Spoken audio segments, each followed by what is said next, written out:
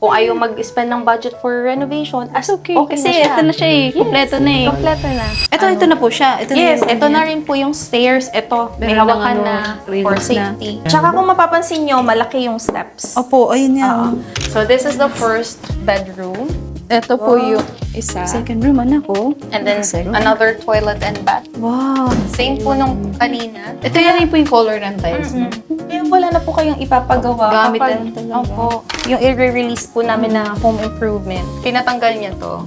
I mean, it's really gonna be up to you kung anong gusto nyong set up. Pero, ang pinaka-importante dyan, pag lilipatan na, kung gamit na lang ilalagay, walang Fires. Oo. Kung ayaw mag-spend ng budget for renovation, okay Kasi na siya. ito na siya eh. Kompleto na eh. Kompleto na. Ang maganda din, like itong mga windows namin, i-feel nyo paano siya i-open and close, hindi siya mumurahing ano. Kasi yung iba yung umaalog, tapos alam mong manipis. yeah. Ito, Opo. ma'am, hindi. Ito na kasama natin to, no? Opo, Lahat. kasama na po lahat. Gamit lang talaga, Gamit ma'am. na po talaga, Even no? the lagayan po ng aircon natin. Ah, may Aircon nakaabang holder. na? May May nakaabang na. provision po.